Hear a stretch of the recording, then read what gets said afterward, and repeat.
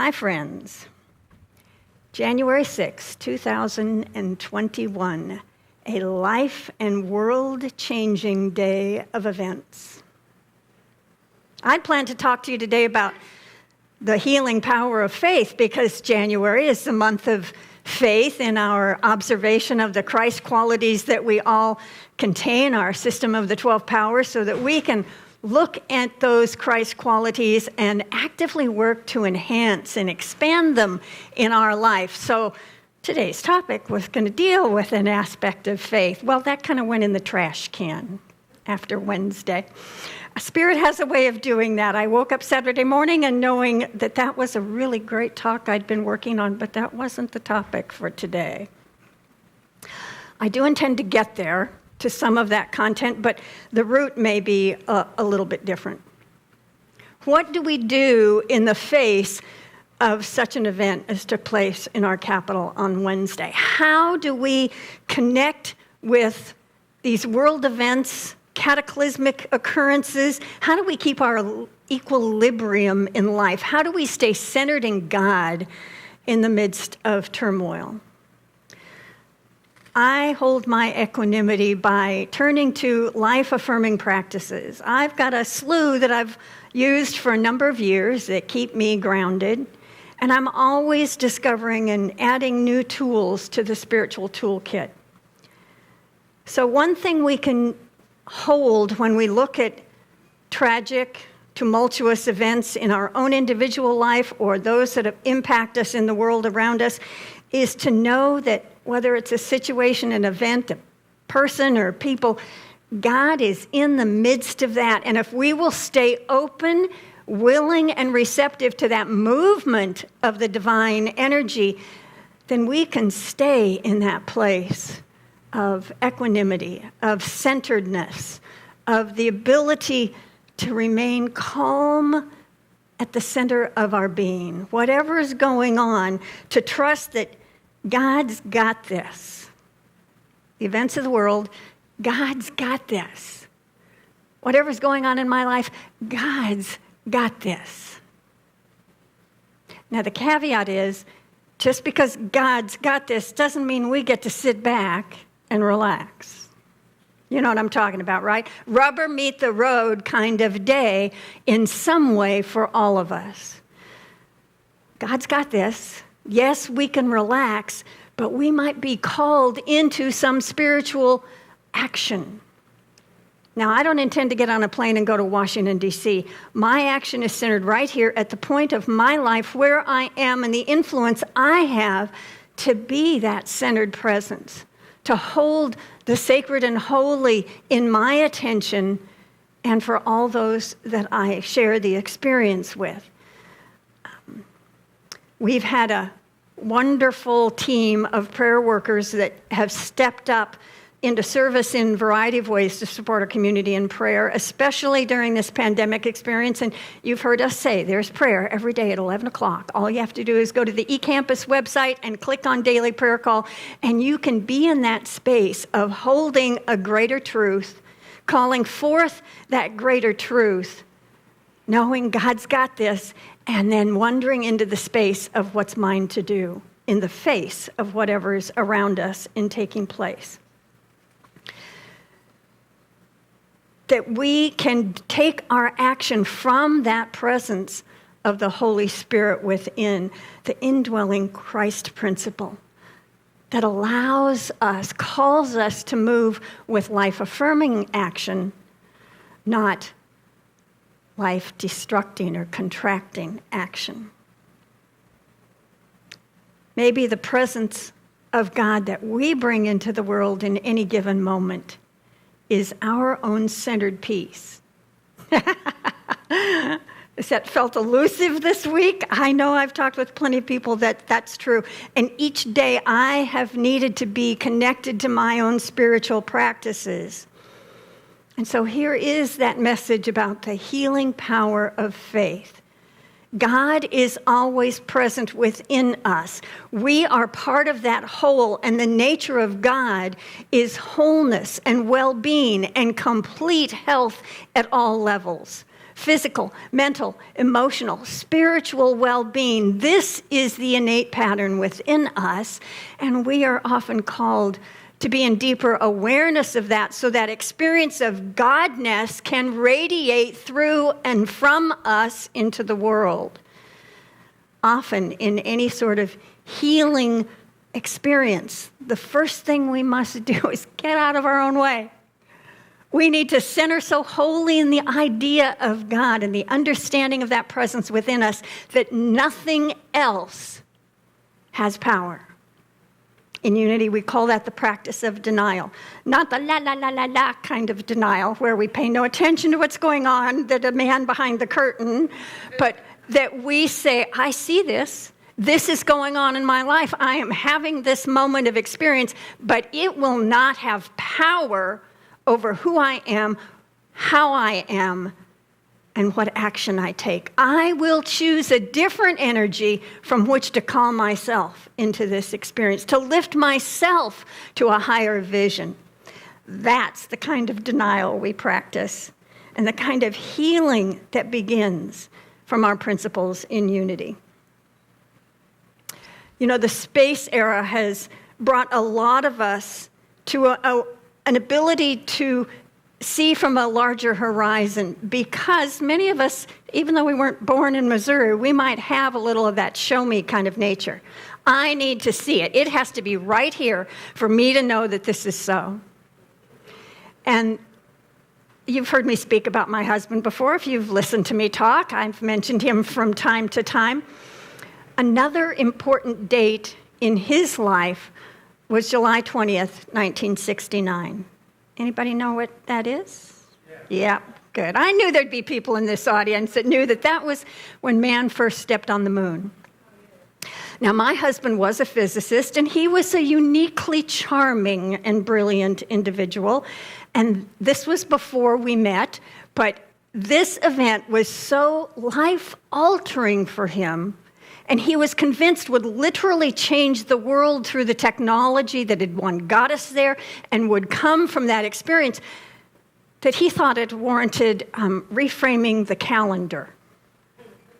Now, that had never happened before in his life, so I'll demonstrate for you what that looked like. Our anniversary of meeting date and the anniversary of our marriage, same day, March 24, 1984, only in my husband's lexicon, which I discovered by realizing that he carried a legal notepad everywhere he went. It was kind of his journaling method, and I noticed this strange notation that I couldn't figure out. I finally asked him, what are those funny numbers after the day and the month?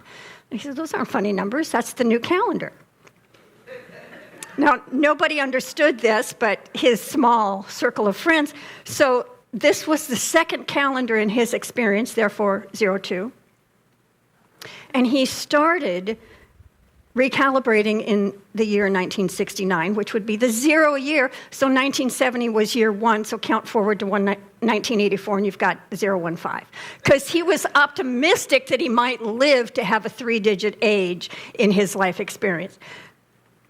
I mean, what are you going to do with a guy like that creates his own calendar system, so believes in the power of our own mind to create experience that he determines a new calendar? You know, nobody else bought into this idea, but it mattered to him a great deal. There are a lot of potent dates that impact our lives. January 6, 2021. If we're paying attention to the news, we may have some concern about January 20, 2021. We may be called to act out of our sense of faith to heal the experience so that our future days flow with ease and grace and peace and the expression of love. May 25, 2020, the date that George Floyd died. All of these have been cataclysmic in one way or another, often disruptive, disheartening, tragic. But big events in our life, they are also catalyzing. They are also moments when we choose the place where we will stand Am I just going to roll along with what's happening, or am I called to something greater? Do I realize God is in charge, but God can only get itself into the world through me? What action am I called to render in the face of whatever has my attention? The details of my life that sort of seem to choke me, or the events of the world that cause me momentary meltdown when I just can't believe what I'm seeing on the TV or what I'm experiencing any given moment. Out of the void, we are told in Genesis, came the light.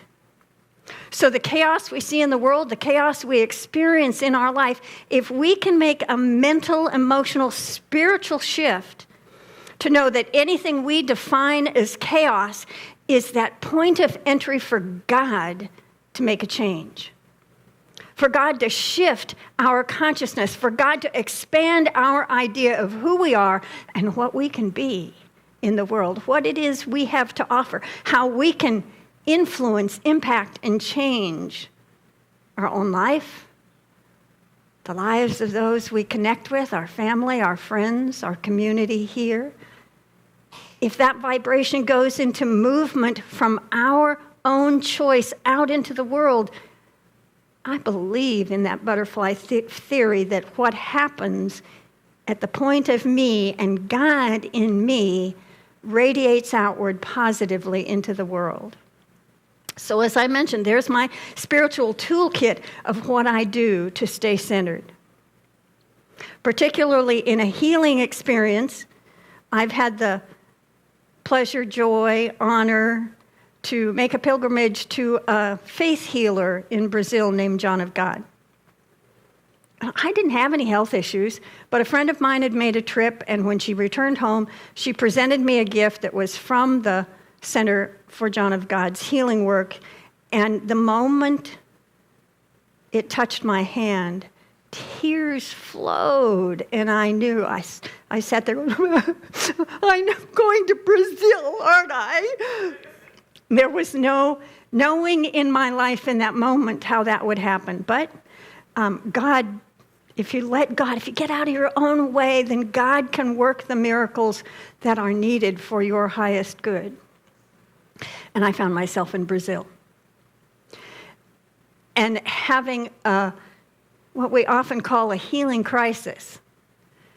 I don't know if I've ever been that sick for that long, or laid on the floor, the tile floor of a bathroom so that I was right at the toilet for 24 hours, or prayed the unity prayer for protection off and on as long as I was awake in those 24 hours. I've never had that experience before or since. That was one sufficient for me, thank you.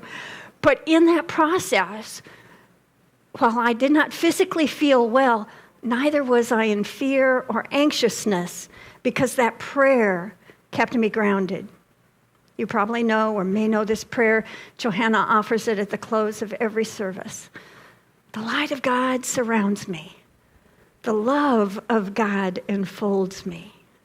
The power of God protects me. The presence of God watches over me. Wherever I am, God is, and all is well.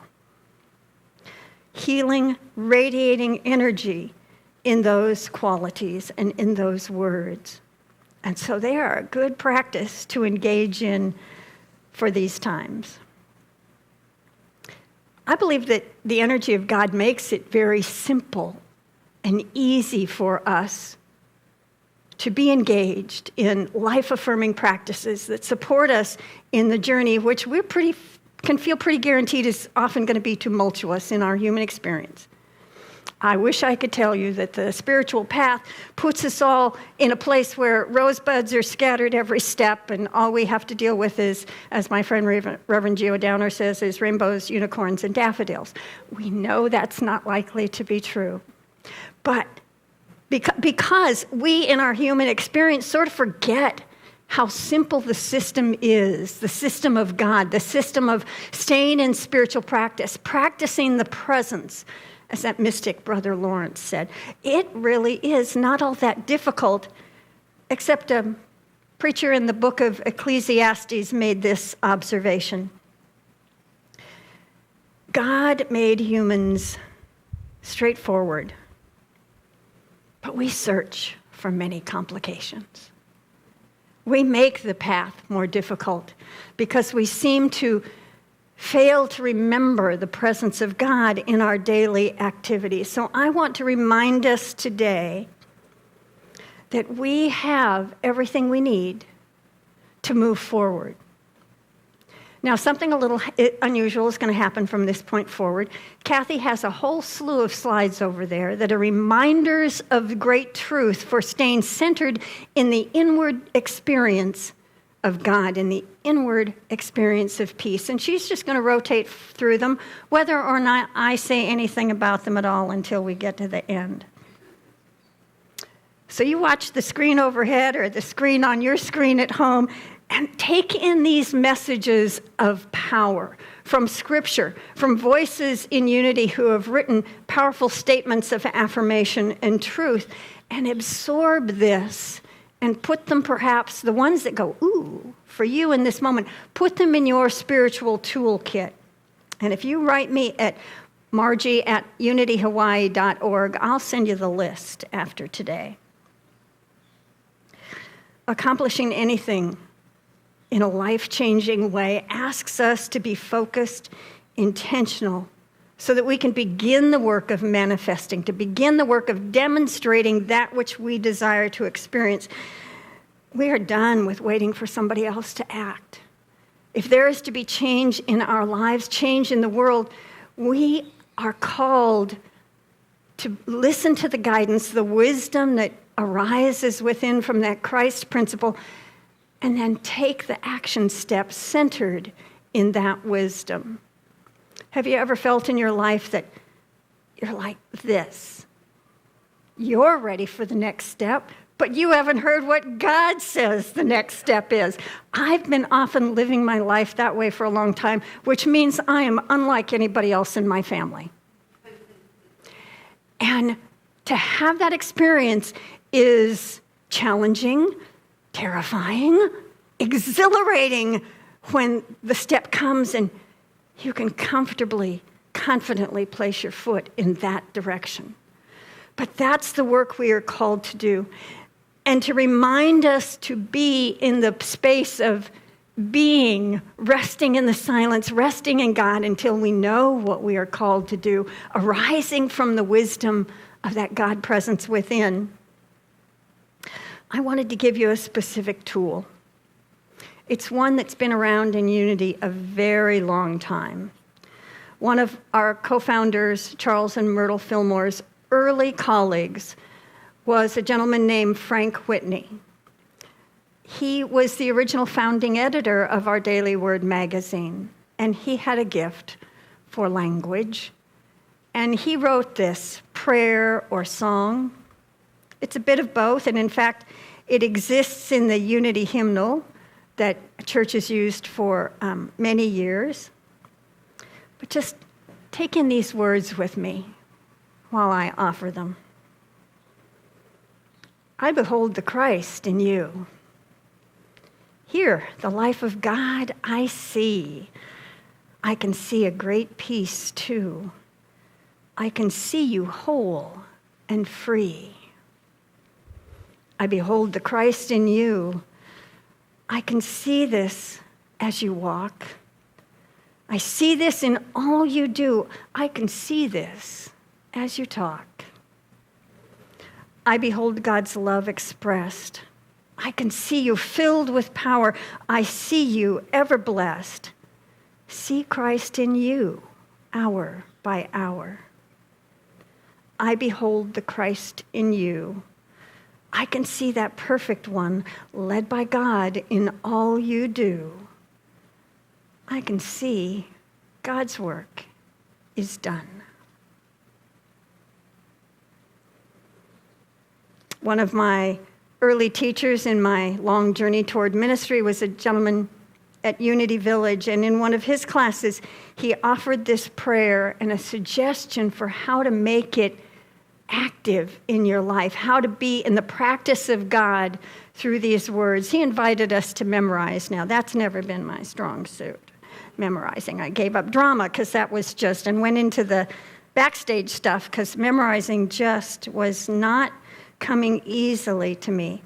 But I have this in a prayer journal that I turn to sometimes for comfort. And he recommends that you make it a practice to read it daily. So I invite us, challenge us to incorporate this prayer.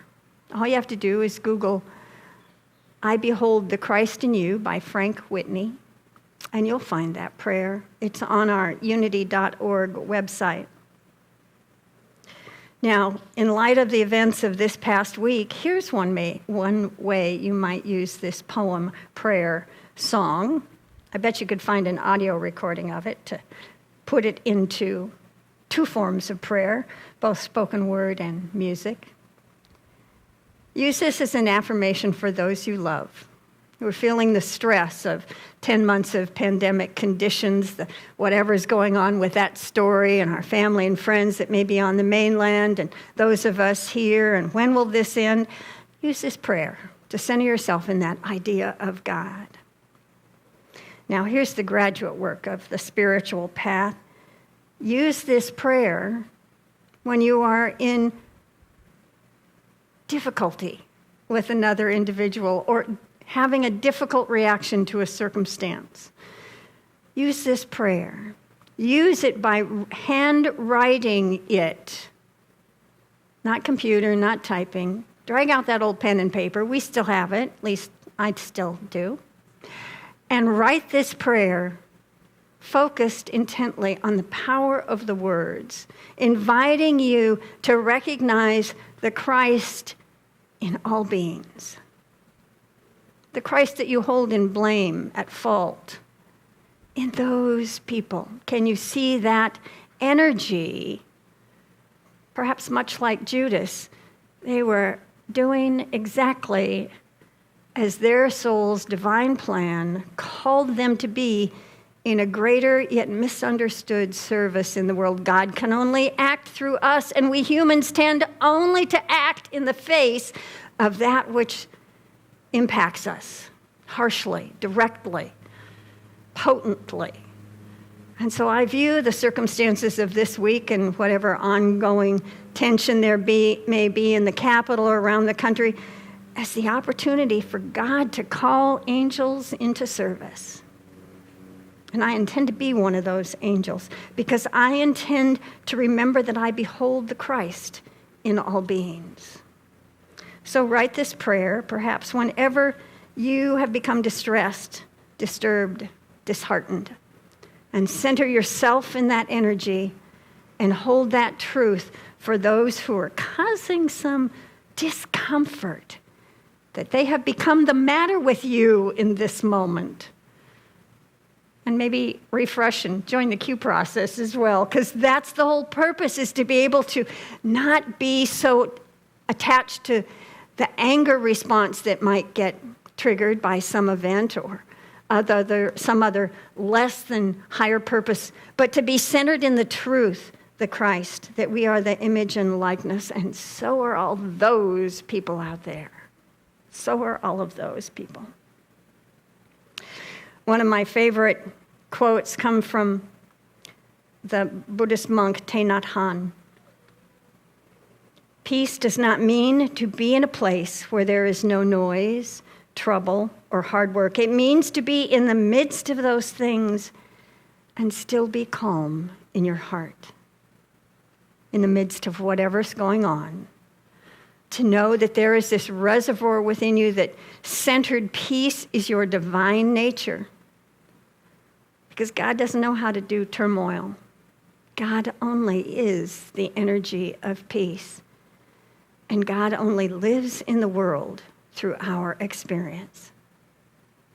May you find the toolkit, the resources, the healing faith that you need this week and going forward to put everything into a sense of balanced alignment in your life, knowing that you walk a path centered in the truth of God as the truth of who you are.